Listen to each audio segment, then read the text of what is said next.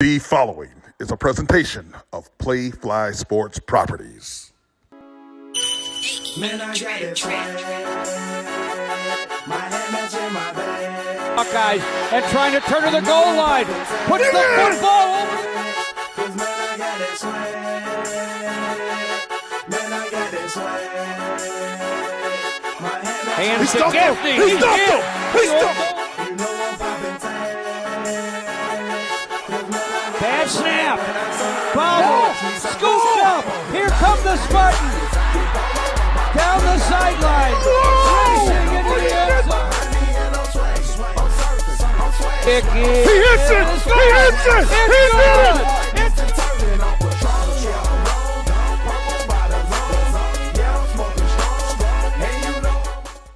This is Sparta! Like right now, I'm a horseshit football coach right now. That's honestly is how I think about it. Well, Jehuu, interesting comments from head coach Mel Tucker. They're taking a lot of the blame on himself. This is Sparta. I'm your host, Jason Strayhorn, and here's my co-host, Jehuu Jehuu Caulcrick, in the house. How you doing, Jehuu? I'm good. How are you doing, Stray? I'm doing all right. Just licking wounds a little bit after the disappointing loss this past weekend for Michigan State, traveling out west to Washington to face the Huskies, 2,300 miles away from home, and they come up short, 39-28. Yeah, it definitely was a disappointing loss, a disappointing game all around, and we heard the comments by Coach Tucker. It starts at the top. You know, he takes responsibility for it. He should have his guys ready to go. The guys should be ready to go. So we'll see what's in store for this week in practice. Yeah, probably going to be a very, very tough week of practice for those Spartans, and rightfully so. You know, Spartans now dropped a 2-1 overall, and it doesn't get any easier because you have Big Ten play coming up. But let's break down this game a little bit. It was the Michael Penix Jr. show, wasn't it? Oh, it definitely was. The guy was, he was untouchable back there. He had time at the beginning of the game. You know, I could tell that Washington was uneasy, weren't sure about Michigan State's pass rush, so they did a lot of things to get the ball out of Penix's hands quicker. And then once they got their foot in, then he stood back there and it seemed like he had all day to throw the ball.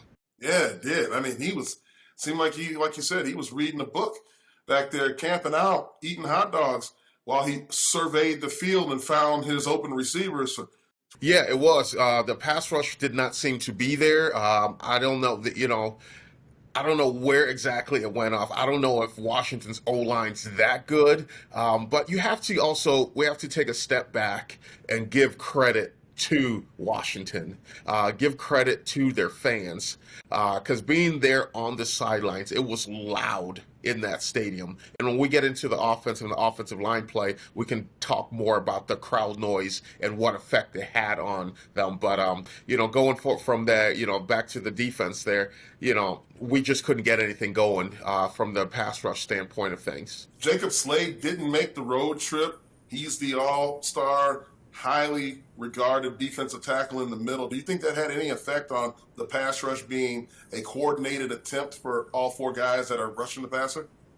Yeah, it definitely did. Because, if you have that caliber of a player stopping up the middle there, what it's going to do is it's going to draw, double teams to him, and that's going to free up someone. It's going to allow Windman to have an opportunity to be one-on-one at times. And so that just wasn't the case. I think that had a big effect on the fact that he wasn't there with the team.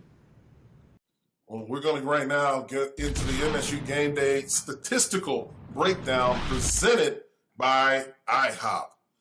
IHOP, the 2x2x2 breakfast combo equals one delicious meal. Enjoy 2 pancakes, 2 eggs your way, and 2 pieces of bacon for only $5 only at IHOP. Hurry in and enjoy this deal for a limited time. Dine in only. Price and participation may vary. Restrictions do apply. So Peyton Thorne was the story for Michigan State. A very tough and gritty performance. 30 for 42, 323 yards, 3 touchdowns and 1 pick, Jehuu. Yeah, on a on a normal day, you would say those are damn good stats. That's pretty good. But with the outcome of the game, that just wasn't it. We're put in a lot of tough positions offensively. Slow starts, and there was a lot of pressure on Thorne. At the beginning of the game, we really couldn't get going offensively, and a lot of that, like I talked about earlier, had to do with the crowd noise that was coming in, because that stadium was loud. And from what I was looking at with the offensive line, and this, communication is the biggest thing as an offensive lineman. You have to be able to communicate. So by the time the play got in, Thorne's standing up there talking, communicating with the line. Then they're standing up, looking at each other, communicating. Hey, the mic's 52. This guy over here, this over there, and then you look up. There's 4 seconds on the play clock, and then you have to go. So the entire process is rushed as a whole due to the crowd noise, and I think that's where Michigan State struggled a little bit. Let's talk about that crowd noise. You've been in a lot of stadiums, both college and professional. Where does Washington Huskies Stadium, where does that rank in your mind as far as crowd noise? They had those overhangs, and they were piping in noise electronically into the overhang, causing that acoustic bounce down to the field. So, what would you rank that? I mean, you played for the Buffalo Bills, cried out loud. I said that's probably the top 4 loudest stadium I've been in. And it wasn't even to capacity at it's a 75,000 seat stadium. There was about 65,000 there. It's right up there with the Penn States of the world, the Ohio States, the Seattle. It's that whole Seattle vibe. The Seahawks have the 12th. I know you said this on a broadcast, so I'm stealing this from you a little bit. The Seahawks have the 12th man. That stadium's loud, and I think the Huskies emulate that, and it was deafening down there at times. That's an underrated area when you think about that fan base and how they get things going out in the Pacific Northwest. I think about my times playing against Oregon at Autzen Stadium way back in the day in '98. Extremely loud, only like 47,000 at the time. Now I think they've expanded to a healthy 57,000. We went back there, I believe it was in 2015 for a ball game on broadcast, and they've added overhangs in Autzen Stadium, and it was louder than them. So pound for pound, I mean, the Pacific Northwest does not get the credit it deserves as far as football fandom goes, in my opinion. Everybody thinks about, the dog pounds and Raider Nation and all the things like Ohio State, as you said, Penn State. But you got to take your hat off to those folks out there in the Pacific Northwest. They know how to cheer and cause intimidation and disrupt the flow of the offense. As you said, Peyton Thorne has a pretty gritty performance. He's given up his body. And in one of the touchdowns, he finds your boy, Trey Mosley. Yeah, great job. Great job by Thorne. Great job by Mosley. Hey, nice pitch and catch there. And when you look at how, like the receiving totals, we're going to talk about that, but Keon Coleman was something spectacular, wasn't he? Keon Coleman had a day. The highlight that will pop off is, his catches, his touchdowns, and everything. But he did a good job blocking on the outside the times we did try to run the football. And when other guys had the ball, he did a good job blocking as well. And that's something that's tough for a receiver, especially a collegiate receiver, playing without the ball in your hands and being effective. I think that goes right to his coach and study is Courtney Hawkins, a former Spartan dog, who played a long time in the NFL, who talks continuously about no block, no rock. And it's ingrained in those guys' mind that they got to get downfield and block for their teammates, which springs the long runs, if you will. Keon Coleman, 9 catches, 116 yards, 2 touchdowns. And the receiving core, along with Peyton Thorne, had to do it without Jaden Reed, their number 1 guy.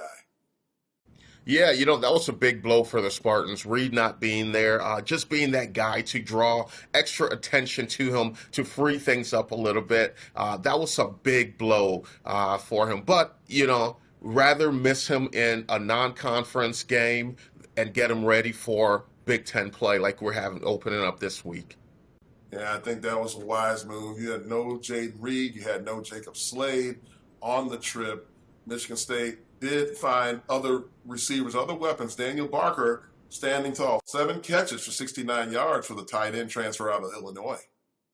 Yeah, he played well. He's a big kid. He's fast, physical. He's definitely going to be a force out there, and that's what you're taught. It's always that next man up mentality. If your star guy's not there, you have to be the next guy up. You have to be the one to step up and make a play for your team. And I think our receiving core are doing that.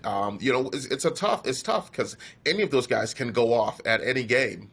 Yeah, that's true. I mean, they have so many weapons along that receiving core, and it's just something that really is something that you want Peyton Thorne to be able to. He's looking at his chops. He's wanting to expose the other defenses, but if he doesn't have the time to throw, Jehuu, what is he going to be able to do? And that's talking about the offensive line. And the offensive line woes were exposed this time against Washington.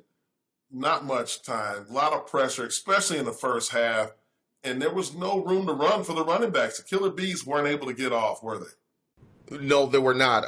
And if you want to have success in the pass game, you got to run the football. You got to have that, and we did not. I was really disappointed in the way that we ran the football. Last week, due to the fact of nobody stepped up in the backfield. Really, I don't think right now we have exactly an alpha dog in the backfield. It is true running back by committee in the backfield there, and it's true. You get a series, you get a series. When I talk about that alpha dog, it's that person, that hot hand. Who's going to be the guy that's going to be like, hey, this is my game. I'm taking over this game. And it's running back by committee, but you're going to come in and spell me when I need it because I'm taking this game over. And we do not have that right now. And I think there's a possibility that we can get there, but somebody needs to step up and be that guy. Yeah, you've seen that before where guys are demanding the ball in tough times. And then you've also seen it where guys kind of fade to the back of the line when the game's on the line. They don't want to take that chance. Michigan State, a season low 42 yards rushing on the ground. Jalen Berger, 13 carries, 27 yards. That's just a 2.1 yards per carry average. And Jarek Broussard, 4 carries, 3 yards for 0.8 per carry average. That's just not going to get it done. It is not going to get it done in any football, Pee-wee, high school, college. That is not going to get it done. We need, that big play guy to step up to be that. It doesn't matter what the line does. You go full speed ahead. You don't jump, cut, and dance around in the backfield. And I think that's what happened. And he, tripped over the lineman's foot because he was making that jump cut. So I just think you just need, and I think he'll learn. That's a great learning experience. It's a great time to learn as opposed to being in Big Ten play. But, you just got to be able to put your nose down and get that tough yard. Look, as a former running back, I do trust what you're saying. And, yeah, I think you do need to put your head down and just grind it out and get those tough yards. But for me as an offensive lineman, it's totally unacceptable to get stood up and driven backwards on a goal line situation as that. If you're going into the goal line, if it's 4th and inches going in, or if you're on the goal line trying to come out, we all know as an offensive defensive lineman who wins. It's always the low man. The low man right. wins.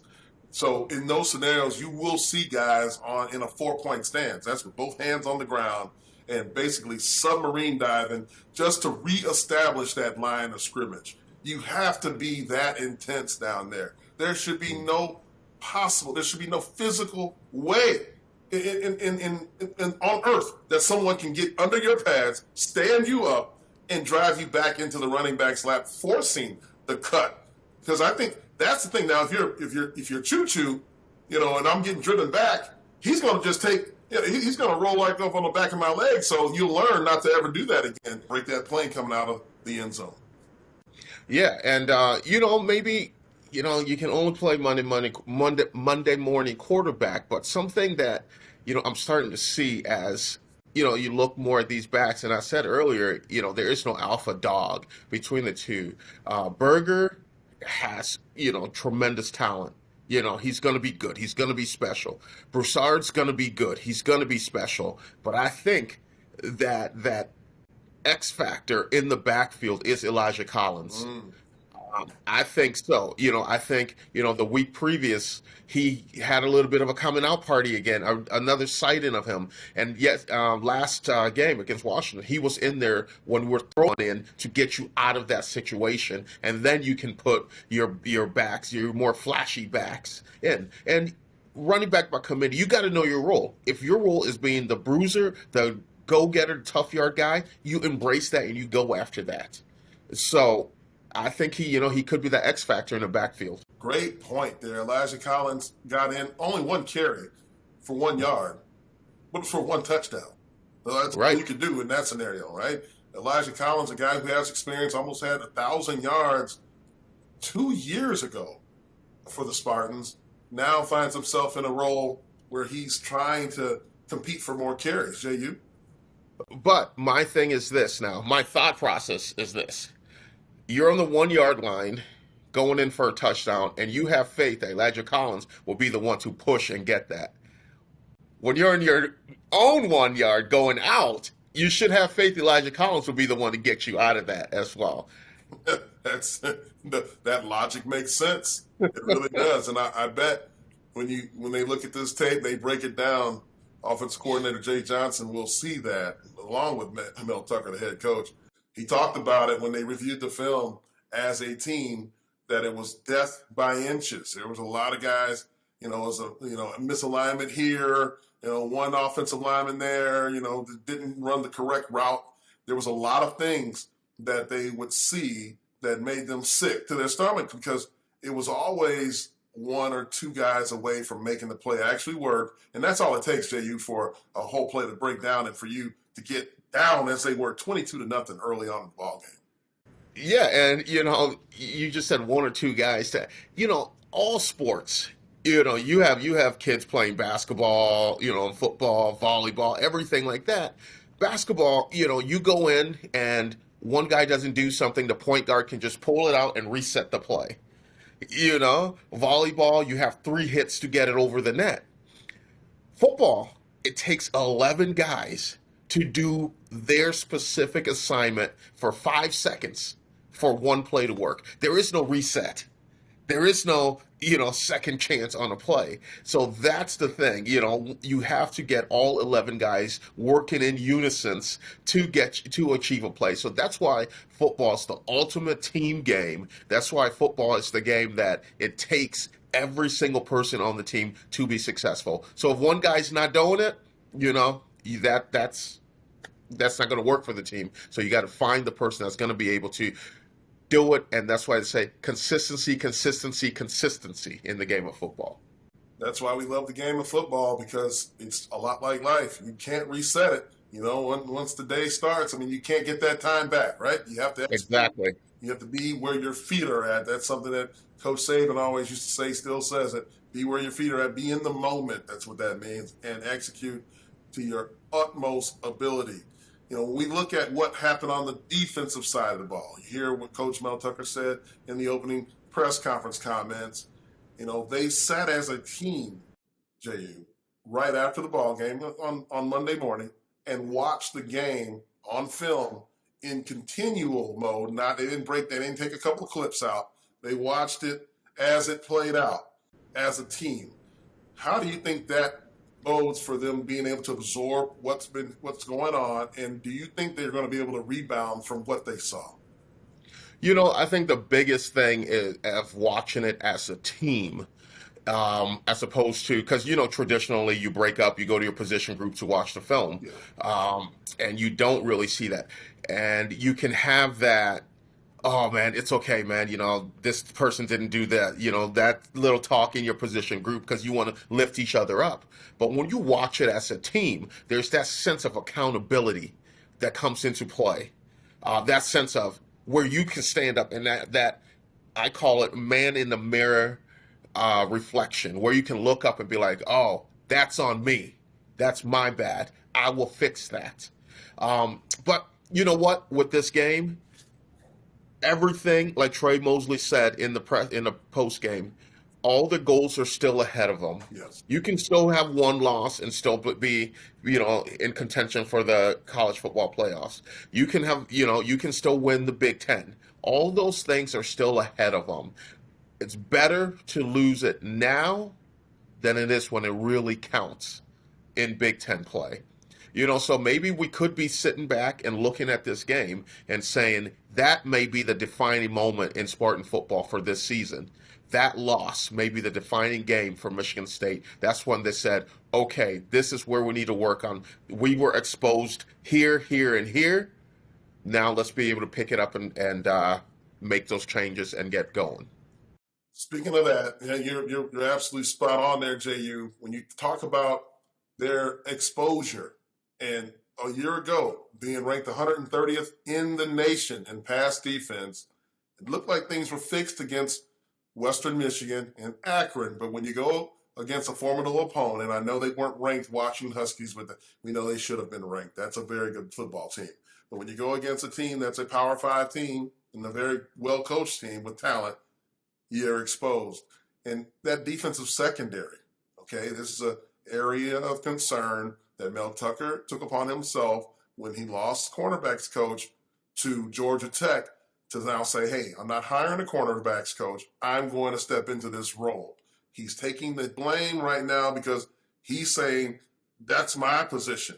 That's my position of authority and expertise. And they weren't able to perform well.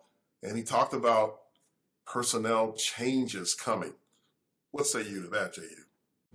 Yeah, it's times like this when there's tough times where you have to, look yourself in the mirror, like I said, and evaluate yourself as a coach, your players as players. And the biggest thing is we have to remember these are 18, 19, 20-year-old kids, all right? And these coaches, they're in it. They've been in it around the game for a long time. And their roles as coaches and personnel and everything is to see, are you in the best position to be successful? If a corner is not the right person for it, these coaches are not putting that kid in the right position to be successful.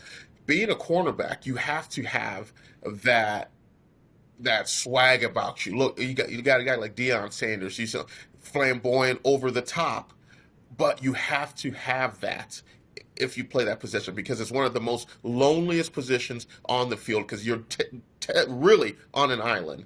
So we were exposed defensively on that. It will just see if we can bounce back. We can make the changes, fix that, and bounce back, because we'll all be the first to admit it. The loss of Snow and X really hurt, and you're starting to see that now. Yeah, you start to see it definitely on the road, the communication breakdowns. When you look at Washington and the way they decided to attack, you have a coach in Kalen DeBoer, who was the offensive coordinator at Indiana. Michael Penix Jr. was the quarterback at Indiana when he exposed Michigan State, beat Michigan State in years past. Now they look at this similar defense and they find ways to attack it by switching sides, trading the receivers from right to left, left to right, and coming out in 4 wide, 5 wide sets, sharp, explosive plays that put the Spartans against the wall and in bad positions the whole game. Yeah, it was a great offensive game plan by Washington. Great job of putting their guys in better position to be successful over ours. Picking out the mismatches, picking out a scat back against our linebackers, picking out slot receivers and putting them outside to go against, the corners, the more shifty guys. So it was a good job on that. And I just think a lot of the things too, momentum.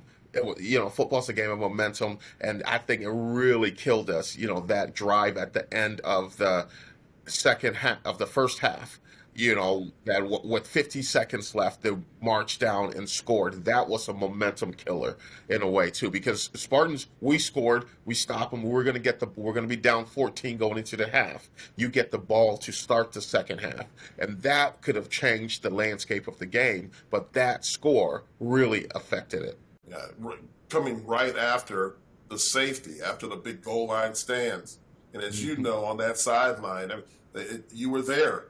How was the morale between the defensive side of the ball and the offense when the defense is playing their tails off at that point, getting the goal line stands, expending a lot of energy, then having to go right back on the field with a short field because the free kick was kicked out of bounds? Yeah. Well, the whole thing with that is the morale. You can't have that because we are one. Yeah. It's us, we are. And the defense showed that. The defense was, bouncing around. They were ready to get back out there. Good sign. Yeah, it definitely was. And, there's the thing, sudden change. Defenses practice for that. They practice for being out there for a long drive, and the offense, and they make a stop, feeling good about themselves, come off, trying to regroup, communicate, get some water. The offense goes out, throws a pick, or something unfortunate happens. They have to be right back out there. That's called sudden change. So they practice for that. So they understand that. So I don't think, it's anything that was like brand new to, a defense.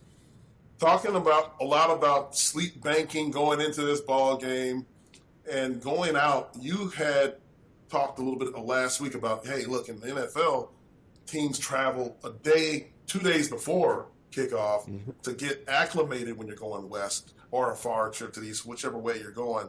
Do you think that the time change and being a little late to the stadium because of the bus ride had an effect on the Spartans? I definitely think so. I definitely think it was a mistake, to go out just one day previous, because you can do all the things you want to do back here. You can say, get an extra hour of sleep. These are, like I said, these are 18, 19, 20-year-old kids. They're going to be up. They're going to be on their phones. They're going to be on social media. And then I think you need to get out there if you're playing on a Saturday, get out there on a Thursday evening. Get your body adjusted a little bit to the time. You get there, you do a walkthrough, stretch and stride, anything you want to do that way. Get the blood flowing. Friday, it's a day you're there the entire day, getting adjusted to everything. Then by game time on Saturday, hopefully you feel a little bit acclimated, and I think that contributed to the slow start that the Spartans had. Being down 22-0 early in that ball game, and as you said, finding a way to score and keeping that ball game close, but then giving up the late touchdown in the first half was all too much, because at the very end of the ball game, Jehuu, 6 to 5 minutes left in that game, Michigan State starts to come back. You saw a lot of signs of life, and you thought for a moment with those two onside kick attempts that Michigan State had an opportunity to get back in that ball game and possibly tie it up or even win. Yeah, you definitely did. They started to get their foot in under them. They started to communicate. They started to understand what was going on. And I attribute some of that slow start to the travel, the time that we got out there. And, it just seemed like nothing could go right. And you were on the team bus coming to the stadium, right? You guys were delayed a little bit. Yeah, it's a very tight highway getting to Alaska Airlines Arena or Field / Husky Stadium. There was accidents going the opposite direction, like a 10-car pileup. It was really slow getting into the stadium. But as you said, the slow start just was a little much. Michigan State now drops to 0-14 on the road to Pac-12 and Hawaii teams in the regular season for Michigan State since 1957. Jason, I'm going to throw something out there. Since you were talking, you just reminded me when you said Michigan State drops too. Am I crazy here, or did the committee get some overreaction? How can you go ranked 11th in the country too, not ranked? Let's just face the facts. Any time Michigan State does anything a little out of bounds, they get slammed for it. Not body slammed for it. off the top rope with I don't know how many ladders. You know how they do it in those in the WWE, right? I mean, they kill them for the slightest slip-ups. They do it in recruiting, and they do it in games with rankings. And it's just one of those things. It's like, oh, we shouldn't have thought so highly of you, so now you're out. I mean, how do you go from 11 to out when you're facing a team like the Washington Huskies? Like, yes, they were unranked, but that's in the first 4 weeks of the football season. The rankings don't really mean much. But you can't penalize a team for losing to a team like that. This isn't Appalachian State. Yeah. You lose to a team that's 2-0, and you have to travel out there to them. Yes. Yes. So it's not an FCS school. Right. It just kills me. This is a Pac-12 program that is loaded with talent and has a quarterback. I mean, they were favored in the game, for crying out loud. That right there, they were favored. They beat us. They were favored, and we dropped out of the top 25. Unbelievable, man. Totally unbelievable. You're right. I don't want to get too emotional about it, but come on, writers. Come on, AP. We got to do better than that. Coach, they got us still in the 20s, right?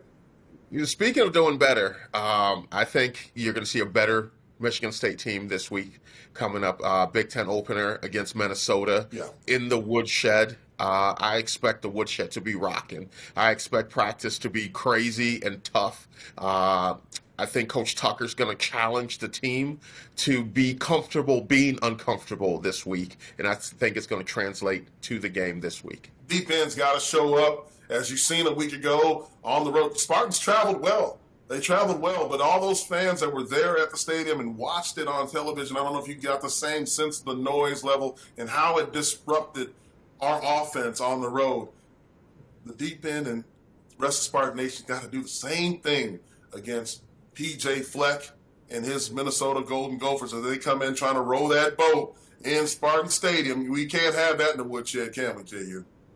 No, they can't row that boat. We got to burn the damn boat. Burn it and sink it right there in Spartan Stadium. That's us talking, not the players. And we're former players. That's us talking.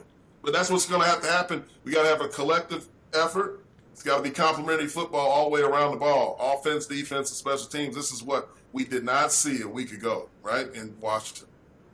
Yeah, we got to play a complete game. And I think, with the changes, the self-reflection, I think, and hopefully the addition of Slade, the addition of Reed, hopefully, we're back in contention and playing like we know how we can play. All right. We'll break that game down on another episode of This is Sparta. But for now, that is a wrap. And for Jehuu Caulcrick, I'm Jason Strayhorn. This is Sparta. Have a good night. God bless. And go green. Go white. Yeah, purple